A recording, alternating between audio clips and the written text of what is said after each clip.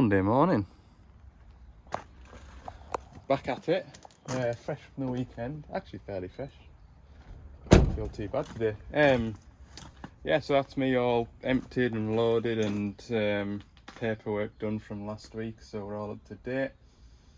This morning I'm going to take the ram off this 14 tonner. So the ram, we could have got a ram from Germany, which we would have had back end of last week, but the problem is the ram was orange, so that's the same ram on a 140-3, which is an orange ram, but well, it's orange, isn't it? It's the wrong colour. So we've got a ram coming from the other side of the world. That is probably on an aeroplane right now, but by the time we get it, probably be another 2 days time. So we're going to rob this ram off this digger, take it to my man out west. I've got me somebody call them dog bones, banana links. Dog bone, banana link, I call it a bucket link, but I suppose that's really the bucket link, but I call that the H link anyway, it doesn't matter. Potato, potato, tomato, tomato. Got 2 of these. You'll notice, some of you noticed anyway, that they were bent, and yeah, no, they're not supposed to be bent, but they are. So we've got 2 straight ones, and yeah, I'm gonna rob this ram. So I've got 1 dog bone banana link off. Put a block of wood in here to support the ram. I'm gonna gently tap that pin out of there.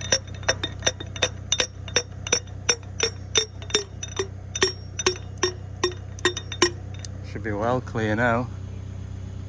I think it is. I'll give it a little bit more. I'll give it a little bit more. Pretty sure that'll be it. Yeah. And now what we'll do is we'll empty the bucket. So put the rod inside the ram. Ta-da! There we go. All I need to do now is put a sling around there, take the weight. I'm pretty sure the new rams don't come with the metal pipes on.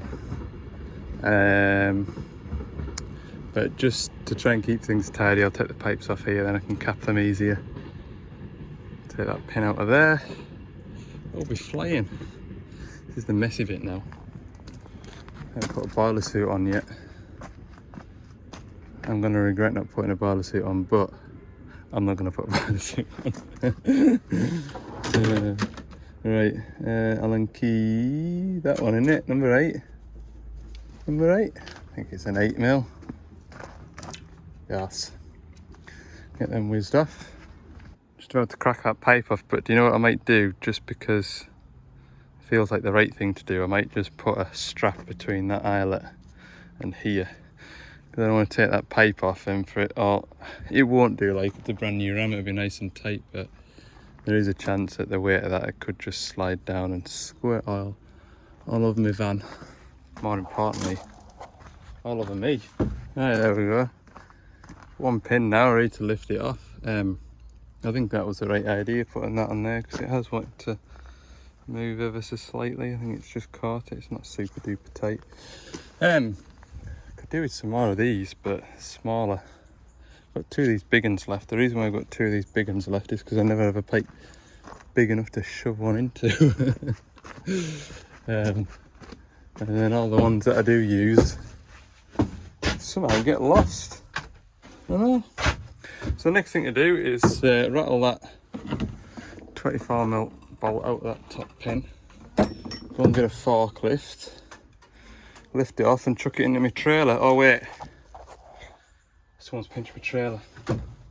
Not like an actual theft, more like an internal. Ali doesn't need that, so we'll have it theft. Which is right enough, I said before. Hardly ever use it, but in a situation like this it'd be nice to just swing the ram over a trailer rather than shimmy it into the back of here. It's getting it out at the other end as well. Ta-da! Forklift on. Don't care what anybody says. I honestly think these forklifts are the daddy like. I think this is the Kramer one rather than the Lever one. So this is like the earlier one. The current one's a Lever painted class. This is a Kramer painted class, and it's lovely. Look, seat goes up and down with your joystick and everything, and its hydraulics are lovely on it. Anyway, let's take the weight of that. There goes my block of wood. Pull that pin out of there now, and I'm somewhere middle. If anything, I've got the weight more towards this bottom end, which is fine, because when the pin comes out, it'll kind of go like that, which is what I want. No hammers needed.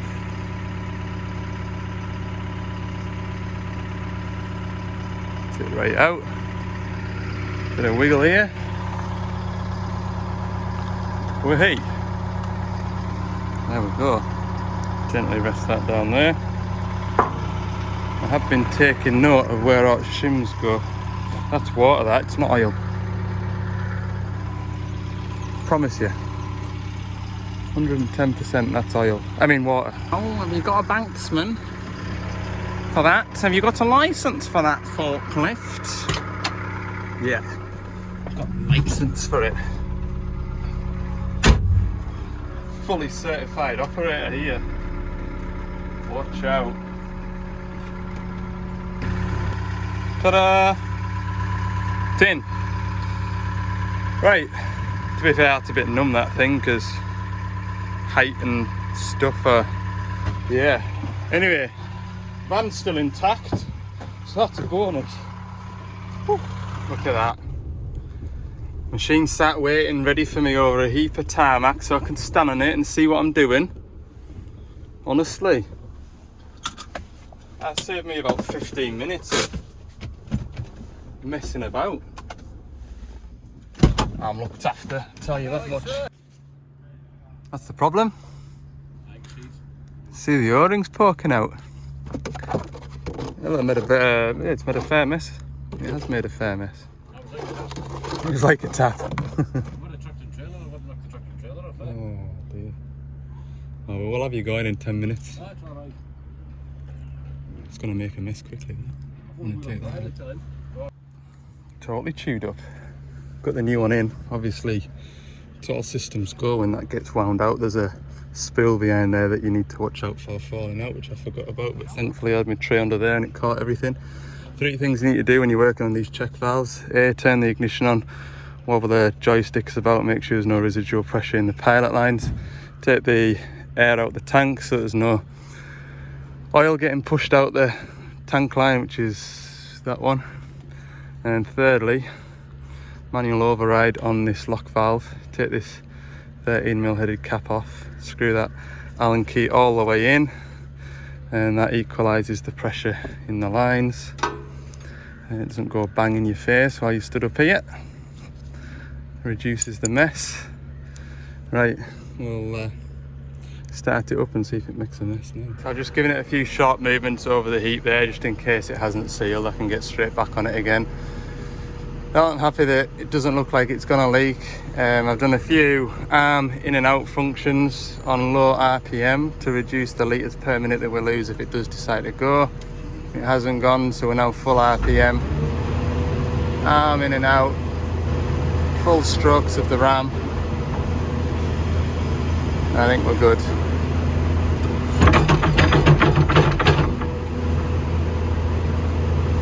What a glorious day. Why can't summer be like this from middle of May right through till the end of September? Bit of rain on an evening, just to dampen the dust. This would be glorious, wouldn't it? I think we've got a week of this, hopefully.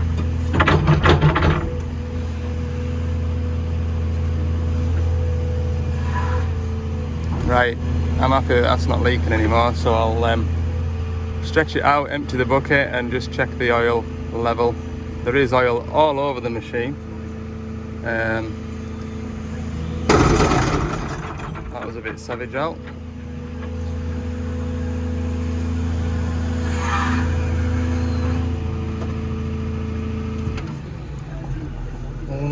I'll have a look at the level, see how much it's going to need. I hope it doesn't need much.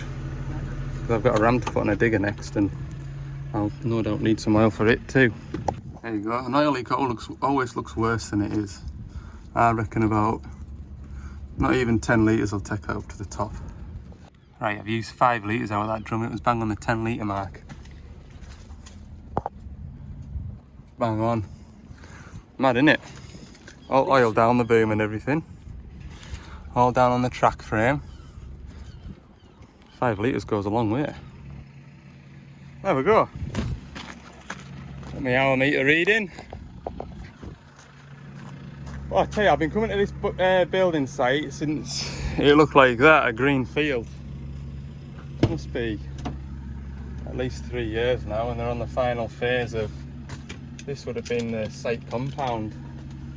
Tidying it all up. They're on with scattering topsoil about on the verges and putting the final layer of tarmac down. Another site coming to a close. Yeah. Well, I've kept these lot going for a number of years anyway, that's for sure. I've been to probably every single machine that they've got in their fleet at one point or another on here. Okay. Lunchtime. 2 missed calls, so I'll nip out of here, find somewhere quiet to park up, have a bite of lunch, and then roll onto me bucket ram. This weather just puts a smile on your face. It makes the job feel so much easier. I'm just 2 minutes away now from this high track. So yeah, a bit of behind the scenes. The reason that we didn't come back to this machine last week to put a ram on it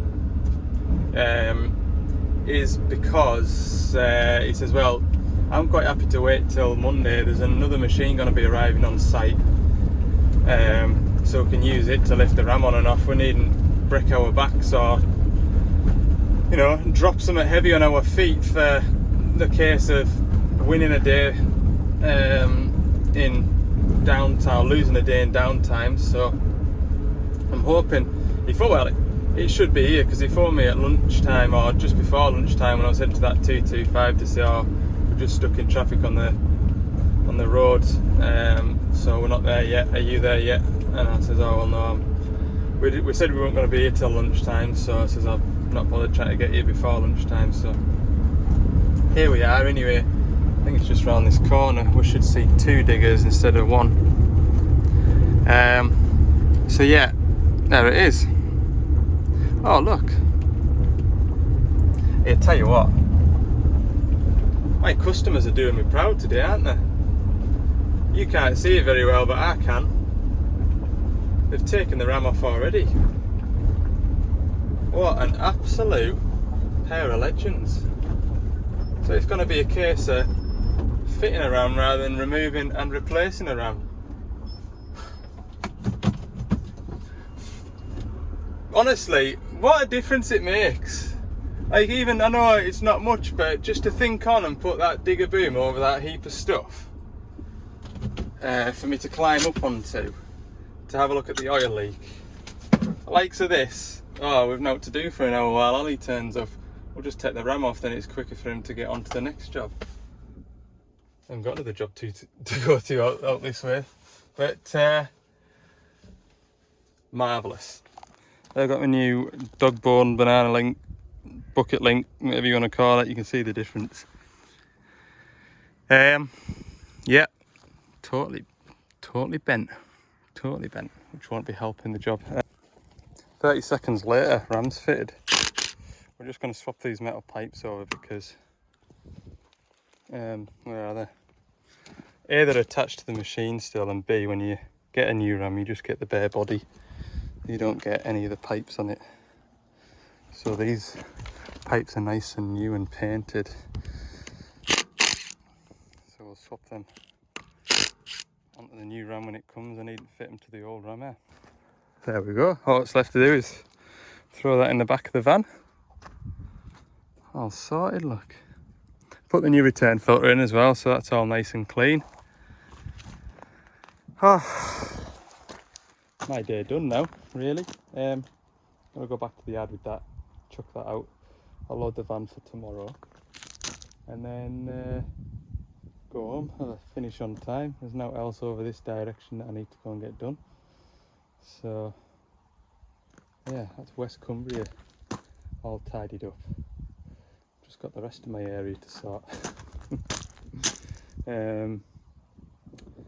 Yeah, I think I'm going to spend the day in that sand quarry tomorrow doing those jobs that I didn't get done on that 420-3. All that to look forward to. Anyway, we'll have a round up when we get back in the van. There we are then. 3:30. I'll be back to the yard for just before 5, and like I say, we'll get loaded up. Not a bad little day really. Everything's gone really, really well, hasn't it? You can't complain at all. Whew. That view is tremendous. Nice part of the world, isn't it? We are lucky to live where we do. I think so anyway. Ask me again when it's raining. Might change my mind.